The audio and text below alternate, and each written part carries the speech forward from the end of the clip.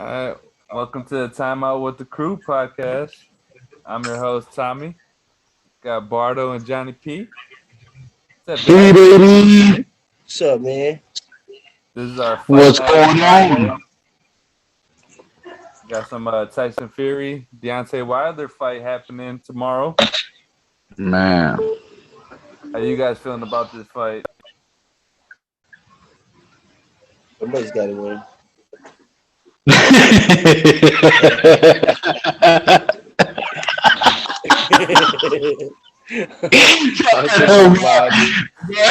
my man. I think Somebody's got to win this. Somebody's definitely going to get their hand raised. No, man. But this is, I'm telling you that I've been waiting on this. This is fight number 3. If everybody remembers right, how this was all supposed to go down. They went at it. It was a draw. The second bout, Fury dismantled Wilder, and now we have the trilogy, man. It's going to be awesome. I do say, I mean, there was a little bit of weirdness going into it because after the Wilder thing, like, you know, there was all the excuses and stuff like that, but I was a little worried coming into this because we thought we were all going to get, you know, Fury versus Joshua.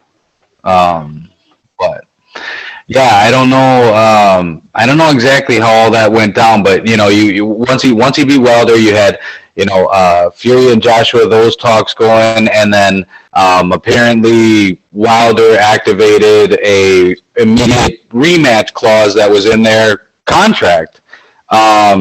To the point where Fury was, I believe, so set on Joshua that they had to take it to court. If I'm right, like it took, you know, litigation and shit like that for the fight to happen. So, you know, anybody saying Fury was trying to avoid Joshua or anything like that, I mean, you know, now we're not going to see the fight. Scared.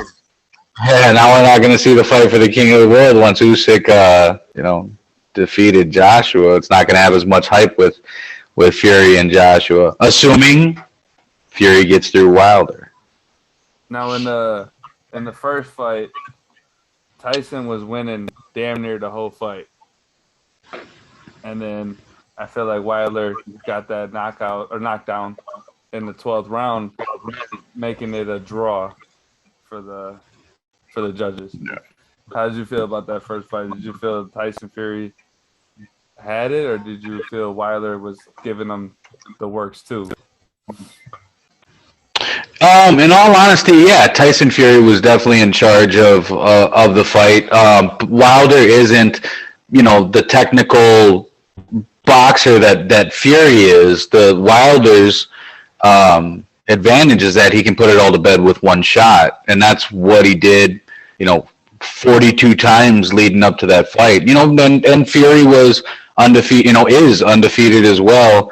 I believe he's got 28 knockouts or something like that. He's just not the fighter that Fury is, and it's more telling about the fighter that Fury is with the way he came back. Because if you remember that first fight against Deontay Wilder, Fury had come back from a few years layoff.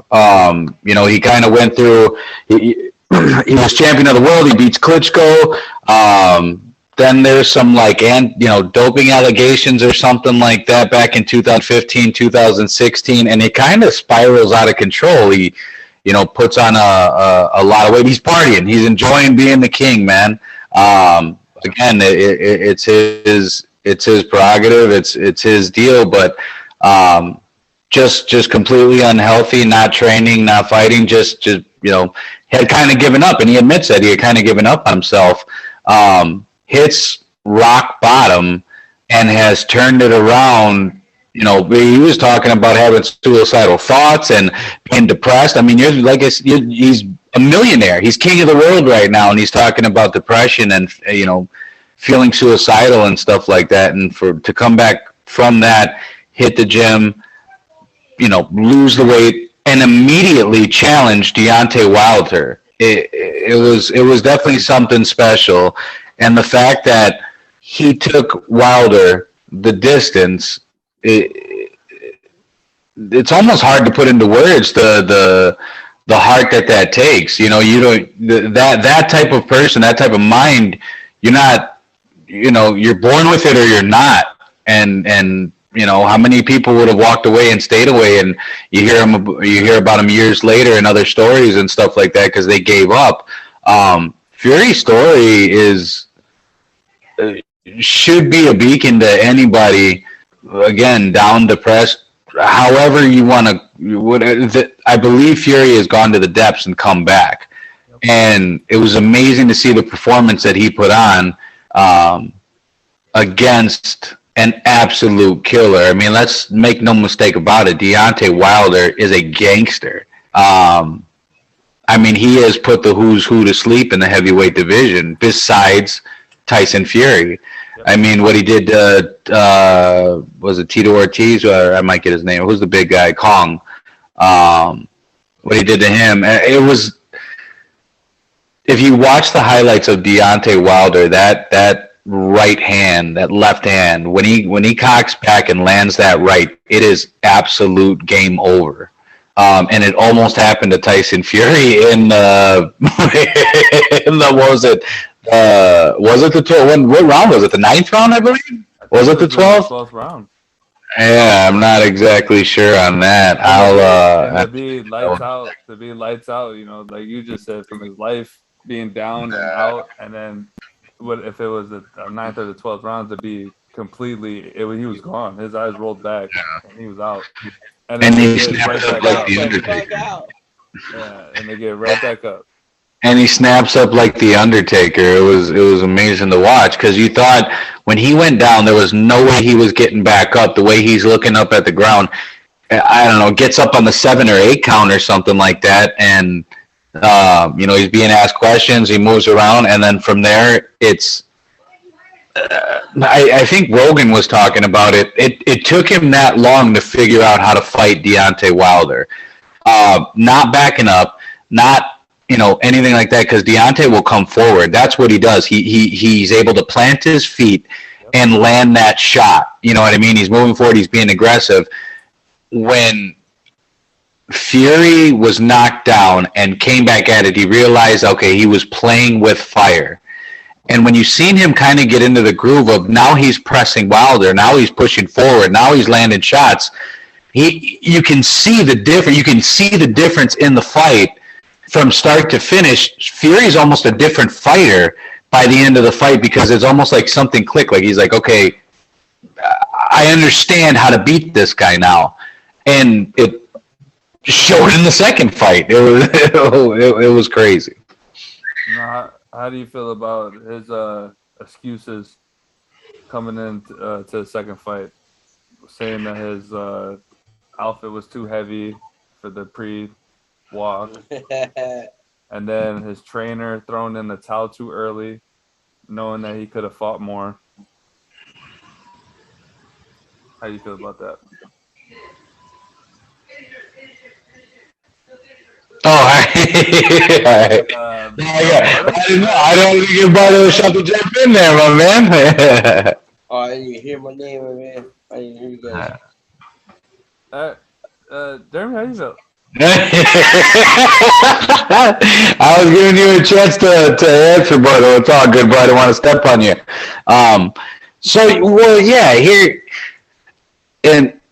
Here's what it is. At the end of the fight, he took his first loss.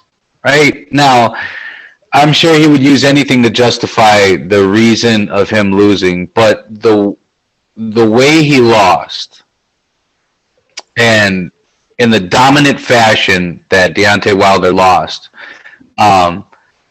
it's just bullshit. The fact that his costume weighed X amount of pounds on the way out. I mean, he's worn some crazier shit coming out. I get it, you know. It's, but you can't tell me that's what slowed him down to the point where Tyson Fury beat the living piss out of him. I mean, it was shocking to watch. It was competitive for about the first round. After that, Tyson Fury absolutely dominated the fight. There was no ifs, ands, or buts about it. His trainer throwing in the towel. Deontay Wilder needs to thank God that there's people like that in his corner, and he fired him. A guy who would, I mean, let's all face it. If he didn't throw in the round, that ref wasn't going to stop it. You think these boxing refs are going to stop it? They want it to go on as long as possible, unless he would have dropped to one knee and said no mas. It ain't happening. Yep. So that trainer, in the biggest fight of Deontay's life, made the decision of we will either rematch, we will fight another day. This just ain't our fight. And he was fired because of it. It's pretty sad that Deontay Wilder can't realize that, someone he had in his corner, you pay this person to keep your health and your interest at heart, everything like that. The man did it, and he was punished because of it. It's sad because the next man up or anything like that, if they're in a situation like that, guys will keep their mouths shut and let their fighter be beat to death. It's an extreme that I'm saying, but in all honesty, if you hear that Deontay Wilder fired his trainer after throwing in the towel, you think anybody else is going to pipe up? There's absolutely no way. Yep. And that was the best thing that could have happened to Wilder, because again, now we have a chance to see this trilogy. Now we have a chance to make things right. But if that fight continues on, who's to say what happened? You know what I mean? You can't go back. I just feel that the excuses were because you didn't hear him from Wilder, but after the loss, he started hearing a lot of weird shit. Yep. Wilder actually talked about retirement and stuff like that afterwards. So I worry about where Deontay Wilder's head is at coming into this third fight. I really worry. Yeah, and Tyson Fury doesn't look worried at all, especially during the conference. He loves wearing his suits. He loves being flashy. Dude, he is the Gypsy King. And he loves talking shit. But those press conferences were awesome, man. Seriously. When he goes at it with Deontay, and Deontay was throwing plenty of shots at him.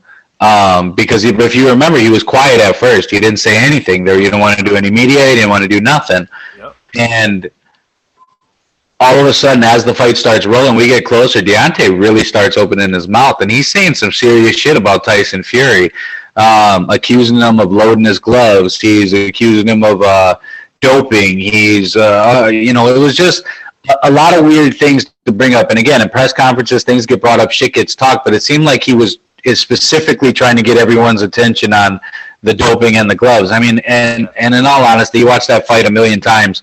There's nothing in those goddamn gloves but, English fists. You know what I'm saying? Yep. And the doping allegations, here's the thing. Tyson Fury did get banned for 2 years. Whatever you want to say, it was back in 2015, 16, whatever it was. They claimed he was dirty. He denied it, and they came to a settlement where he was banned for 2 years. Now, if you're completely innocent, I would say you fight that to the end. The doping allegation is a serious allegation to any athlete. And I'll correct myself if I'm wrong, but I'm almost 1,000% sure him and another gentleman had a 2-year ban for testing positive, and then he had another issue because he refused to give a sample or something like that. But again, that is the past, but the fact that Deontay brings him up now is just weird because you didn't hear that before. He didn't bring him up in the first or the second fight during the press conferences or anything like that. And the thing I love about the Gypsy King is when he said that, and that he called him a cheater, Tyson Fury said, "Yep, I am a cheater. You're right, and I'm going to cheat again." And he laughed with Deontay's cornerman because he said he must be in on it too. He watched me get my goddamn hands wrapped. So then he tells Ariel Helwani, he goes, he's damn right that these gloves were loaded. I loaded them with horseshoes and dynamite. So then he tells him, he tells Ariel, he goes, you ever seen Peaky Blinders on the goddamn Thomas Shelby? It was awesome. If you got time, watch the interview. He doesn't apologize for anything, and he leans right into it. Where Deontay might have thought Tyson was going to get scared or would shake him, Tyson Fury said, "Yep, you're right. I cheated, and I'm going to cheat again." And during the press conference, when Fury calls him a piece of shit and tells him he's going to beat the shit out of him, I believe it 1,000%. Now, that's not to say that Wilder doesn't have a shot. I mean, let's not forget, Deontay Wilder fully has all of the tools to defeat Tyson Fury. I just worry about where his head's at going into the fight. And like that second fight, like I said, Tyson Fury, he had it from the jump. You know, knocking him down in the third round and getting the TKO in the seventh. So Yeah, absolutely. this third fight, though, I think it's gonna go to distance, but I think Tyson Fury gets it. But I just love Tyson Fury's 1-2 punch. He has that right to the face. Those jabs are Definitely. yeah, those jabs. But like you said, Wilder can get that lucky punch, and it could go south, and he might not get up. When everybody thinks that he is gonna get up, he might stay down the 10 and be out. Hey. What's up, B? So Wilder's man's throwing the towel like Apollo Creed's guy did. Yep. And basically he wanted to die in the ring, dog, and he got fired for it. Yes, sir. Wow. Yeah, I fired that man too. I'm getting paid millions of dollars to die in this ring, bro. You know, I'm trying to be a heavyweight champion in the world.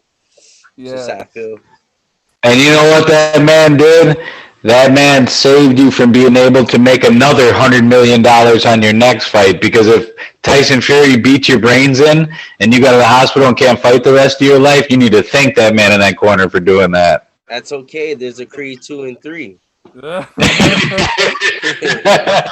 just got to keep having kids that'll keep fighting for him. Oh man, yeah. And have Fields and McCoys and shit. with the Peaky Blinders. Peaky Blinders. Thomas Shelby, them too. That's a good dog right there. Is that I'm the Gypsy King? I'm the Gypsy King. This third fight, how do you see it? Yeah. Honestly, I don't see it going the distance. I see these guys going at it, and Fury wants to make this as quick as possible. He wanted to stop him in the third round. The last fight, I think he stopped him in the seventh. And I say he gets it done in the fifth, in all honesty, unless Wilder comes out with a whole new game plan. But he does. He has a whole new team, a whole new camp. But I don't think he'll be a whole new fighter. I think it's just more of the same. And Tyson Fury absolutely dominates. And it's just, I'm excited. I'm excited to see the walkout. I'm excited to see them in the ring together. I mean, you've got Fury at 30 wins, 21 of them knockouts. I looked it up, and Wilder 42 and 1, 41 knockouts. The only man that hasn't touched, besides Tyson Fury, the only man to not meet that demise is Tyson Fury, man. Wilder has literally slayed everybody else. It's crazy. So I will never count Wilder out, but I just feel that Fury gets it done. Again, I hope he comes out. I hope it's a brawl. I hope, of course, I'd love for Wilder to reclaim it and do his thing. Got nothing against the man, but Fury is just a superior fighter. The man's been doing it since he's been 10 years old, 8 years old, whatever it was. Those boys have been boxing, and he's truly, the Gypsy King, man. To this day. He's everywhere, I'm telling you. And Wilder, nothing against him, man. He's not the fighter Fury is. No, not at all. To this day.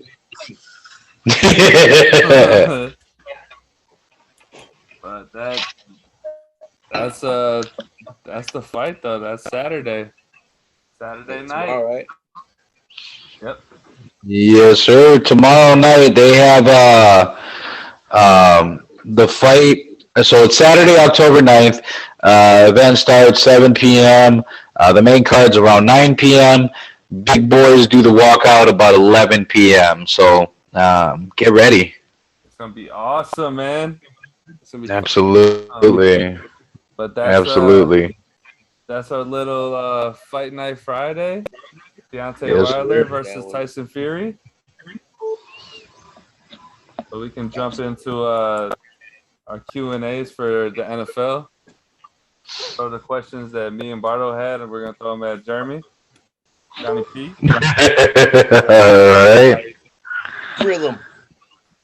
So, Grill 'em. Arizona. So we're Jeremy? starting off. You said it's a Q&A. You guys are throwing these questions at me? Yep. Alrighty. Arizona. Are they the best team in the NFL? Or is this a fluke? I won't call it a fluke. I'm not calling it a fluke because they've got some pieces to make a run. They've got some pieces to win the Super Bowl. I mean, it's not it. I mean, let's run through the resume really quick. We finally got somebody in the chat with some sense. I like it. Go ahead, continue. So yeah, you got the Cardinals and Cowboys. I mean, I honestly, we're talking about preseason. Talks about preseason here, right? Cardinals, whatever. Everybody comes in. Well, the Cardinals are doing this. Let's look at them. They're the Murray's. Okay, first game of the season against the Titans, 38-13, right? Titans. You got Derrick Henry, Tannehill, a well-equipped team, just not equipped to take on the Cardinals. Then they take on the Vikings, and it's 34-33, right? Now, we can all agree that was an awesome game. Next game, Jaguars, Cardinals, 31-19. After that, Rams, 37-20. So what I will say is the Cardinals definitely showed me a lot when it came to the Rams. That was the game I was looking for. Not only the Vikings, that was a good spot to see where they're at, but them beating the Rams definitely showed me that this ain't a fluke. I don't think that they're the best team in the NFL. Are they top 5? Absolutely. Are they top 3? Maybe. But I don't think they're the number 1 team in the league. But watch out, man, because they're putting up points. Look, as long as you can outscore them, that's all that matters. I mean, it's glaringly obvious that they got to step up on defense. But I mean, as long as Kyler Murray's doing his thing, Hopkins, they're all putting together points. They outscore you, man. I mean, we've seen the recipe before. Anybody, the Packers, the Chiefs, these teams that come in, the Seahawks, and they will just drag you. And if you can't put up a fight, then you're along for the ride. So I don't think it's a fluke, but watch out. Now, do you think, to you guys, both of you guys, do you think they were so drained playing against Tom Brady, putting all the energy into beating the champs, that coming in against the Cardinals, they took them lightly? Or is it just the Cardinals were equipped, they were ready for them? Sounds like you're giving them an excuse, Tommy. Sounds like an excuse, man. Your job is to play football every Sunday. And if you can't handle that, then get the hell out of the NFL, man. No, but I got a question for Jeremy because you said that the Cardinals were like top 5, top 3. So if they got the best record in the NFL, who's the better team in the NFL right now then? So you don't think that you think they're better than the Packers? You think they're better than the Buccaneers? You think they're? No, I just want to know who your number 1 was. Like, who's better than them? So it would be the Bucs or the Packers, right? Bucs or Packers for sure. Yeah. And not only because, you know, whatever, I'm a homer and I like them. I think those teams are more rounded out. When even though you can put up points against them, you know, they still have a defense that will get in your face. They got a defense that can change the game, can give you turnovers, and can give you an opportunity to win. Where the Cardinals, I love them, but it's all offense. You know what I mean? Where when it comes to the defense with the other teams, I just feel that they're more rounded. And if I'm going to put my money, I'm going to put my money on a more well-rounded team. But hey, Cardinals might win the Super Bowl, baby. Buccaneers defense is a little bit better than the Cardinals, I admit, for sure. The team that And then Packers with Jalen Smith, baby. Yeah. You're forgetting the team, though. I feel like the Buffalo Bills should be. Next question, Tommy. What do we have for Johnny P? Bills Mafia, baby. The Buffalo Bills. Bills Mafia, baby. Man. Oh yeah, you can't discount him. Josh Allen is doing this thing up there, man.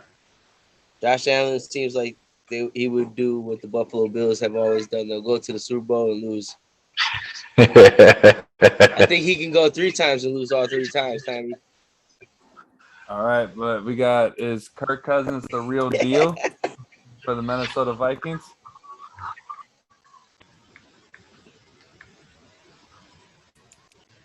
Johnny P? Bart already answered this one. He said, he did? yeah, no, Bardo said no. He had a one-word answer. He told me no. And then that was it. And then I didn't really say no, but I said he's the man for the job that nobody else could do, or Kirk Cousins could do with Minnesota right now at this point in time. You know, there's nobody in the NFL possibly that could do what Kirk can do. You know, Kirk is a good quarterback. He just, you know, it's not his fault that sometimes he may not read the best routes that are ran. You know, it's not his fault. That shit happens all the time. But it just so happens the Vikings and the Bears do it the most in the NFL. And I mean, they've had I don't want to say a tough schedule, but they've gone at it with some contenders, you know, some playoff credible teams so far this season.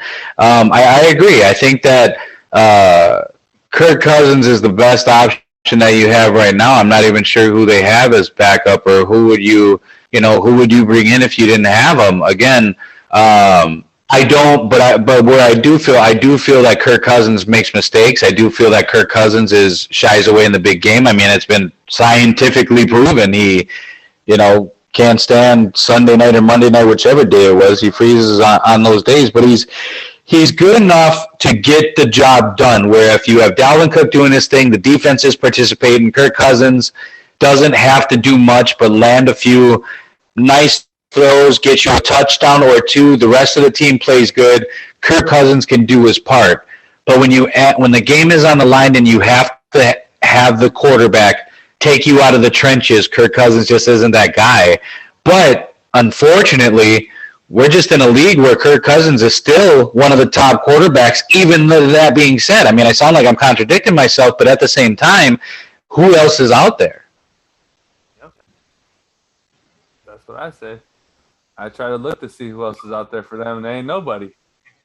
There's about 32 quarterbacks out there, man. I can name 12 right now that are out there better than Kirky. No, we're saying for a pickup. Available. Oh, true. Available. True. Man, call Johnny Manziel. No, what they should have did was call Cam Newton.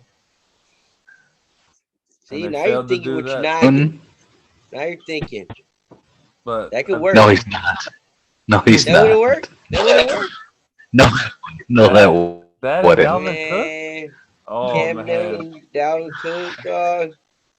I can see it. Maybe. Now. Oh no. This film? Watch this. You know, he's gonna do it in Minnesota. I just say I don't know, you know, with the Cam Newton experiment in New England, I don't know enough about what that was all about or what that was supposed to be. Was that supposed to be just a table holder or a set holder until Mac Jones got on the scene, or what the deal was? Because I feel like if they had given him a shot or something like that, or let him do his thing, it was unfortunate because you realize the talent that Cam Newton has, and he's just, maybe Minnesota would be good or something like that for somebody to just say, hey, do your thing and let's see what it looks like. Because, I mean, he put on a show in Carolina. It was unfortunate, but he just didn't fit in New England. It was weird. He has a lot more injuries, obviously, and what slows him down for what he was mainly known for was being a big guy that can get out of the pocket to run. See, but now, if you let Dalvin Cook run the ball and he stays in the pocket, you know, mostly what he did in Carolina, I wouldn't even look at the New England Patriots, you know, like as that on his resume. I wouldn't even look at that because that's Bill Belichick's team. It's not even the New England Patriots. It's Bill Belichick. You know, you're going to play for Bill, and you're going to do what that man tells you to do, no matter what. And Cam's not a robot. You know, Cam Newton's a real human being to me. You know, that man, I think if he went to Minnesota, his whole career would change and it'd be a lot better. I think that'd probably be the only way he would come back. You know, he would be a great quarterback again. Minnesota would be a great pick. Yep.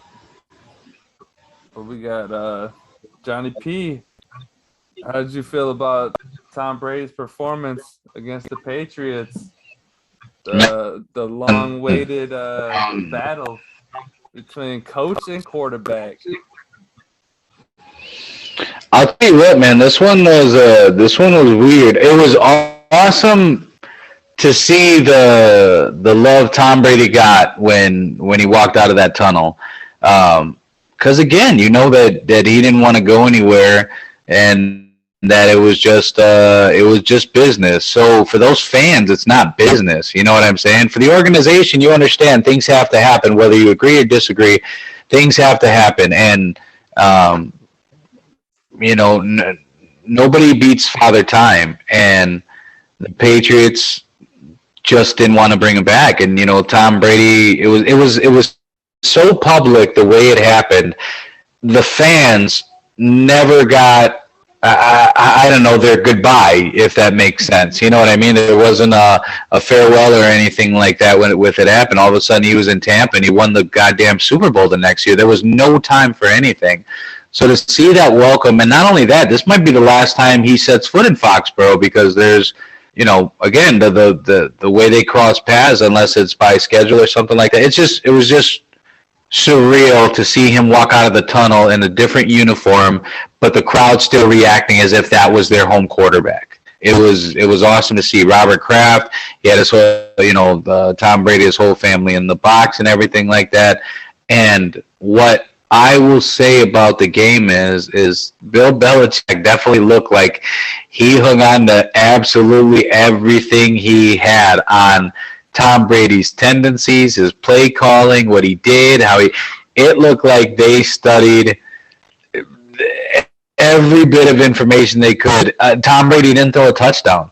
They threw so many different looks at him, it was throwing him off. Now, it was raining, it was pouring, the old man was snoring, everything like that, but Tom Brady's done it in rough weather. You know, Foxborough is rough weather.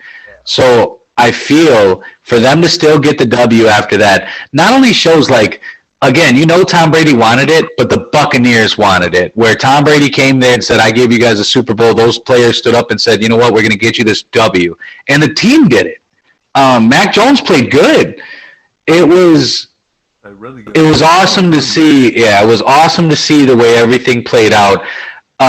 Tom Brady to get the W, thank the crowd, but I mean, even afterwards, him and Belichick are just two different dudes. They've done some great things together, iconic things that'll never be replicated.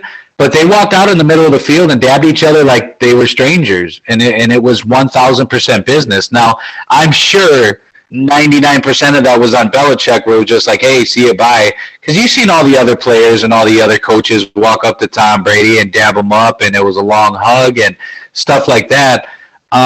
They're just two different guys, and Belichick, love him or hate him, treats Tom Brady like he would, you know, the water boy. And that's not a disservice, or that's not disrespectful. He treats everybody the same. It doesn't matter you're a goddamn superstar, probably the best quarterback to ever grace the game. He treats you the same, man. Yes, sir. And I let you go, and then you win a Super Bowl on my ass, and then you come back and win in front of me. So I am kind of mad at you. Get the fuck out of here. Go back to Tampa. You left that part out. I was thinking that. But like, And like I said, Bill pushed him aside and seen her come back with Fabio, and they kicked him right in the nuts. But like we said on our podcast on Thursday, it felt like Belichick had a chessboard out, but Tom Brady knew how to win it. You know. Yep. It was hard, and that's the other side to my comment. Like, Bill Belichick kept everything on Tom Brady. Tom Brady remembered everything about Bill Belichick. You know what I mean? You can't tell me that it wasn't saying, hey, you know, they tend to do this on defense, this player here, this player there. You know, trust me, it was on both sides. You know, it was definitely a chess match, and it was cool to see Brady get the W. And the Patriots are not like the Packers, where they hang on to a guy for too long. Once you're not a useful asset to them, you're gone. So Tom Brady was used to pieces being away from him and new pieces being in there. So it's not like he was like, oh, this guy's the same guy. No, it's I just know this linebacker's here. I just know that this corner's going to be here. I know where certain players are going to be because of Bill Belichick's defense. For sure. But yep, that's our Q&A. That can do it for our show. I'd like to thank our sponsor, Venecio Pizza. And yeah, that wraps it. Till next time, boys. Thursday nights. Peace. We gotta get Jeremy on for a Tuesday night show. I don't know. You guys said I was the Friday night special. Am I being officially invited? Yes, sir. I think we need a third All guy right. because Tommy overrules me a lot. He's thinking like Kirk Cousins is the best quarterback in the world. I'm like, cuz it's not possible. I asked So we need Bart. we need some Yeah.